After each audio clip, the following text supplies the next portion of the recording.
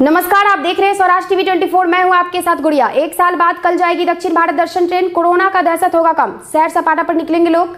एक वर्ष की लंबी इंतजार के बाद बिहार के लोग दक्षिण भारत के तीर्थ स्थलों का दर्शन करेंगे। कल बुधवार को तीर्थ यात्रियों को लेकर आस्था भारत दर्शन ट्रेन रवाना होगी। मुंगेर से सुबह 7 बजे यह विशेष ट्रेन चलेगी। भागलपुर 8:25 पे पहुंचेगी। यहां से 15 मिनट बाद बांका, देवघर, जसीडीह, आसनसोल के रास्ते जाएगी। ट्रेन में 650 टिकटों की बुकिंग हो गई है।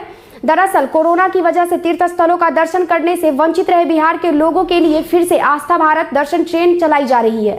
श्रद्धालुओं की मांग पर Indian railway catering and tourism corporation limited की ओर से 31 मार्च को आस्था सर्किट भारत दर्शन ट्रेन का परिचालन होगा।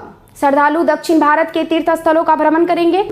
श्रद्धालु तिरुपति, मदुरई, रामेश्वरम, कन्याकुमारी, पद्मनाभ स्वामी मंदिर का दर्शन कर सकेंगे। 10 रात और 11 दिन के इस सफर में एक यात्री पर महज 10,395 रुपए खर्च उठाना पड़ेगा। इसमें चाय, नाश्ता, दोपहर और रात का भोजन सहित ठहरने और घूमने के लिए बस की खर्च समाहित है।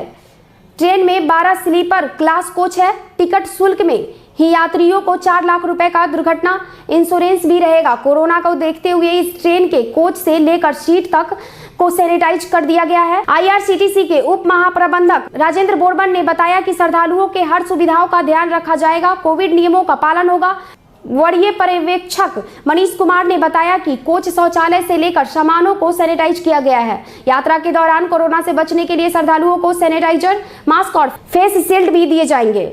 लेटेस्ट अपडेट के लिए बने रहे स्वराज टीवी 24 के साथ। अगर आप हमें यूट्यूब के माध्यम से देख रहे हैं तो आप हमारे ऑफिशियल यूट्यूब चैनल को सब्सक्राइब कर बेल आइकन को दबाना बिल्कुल न भूलें। धन्यवाद।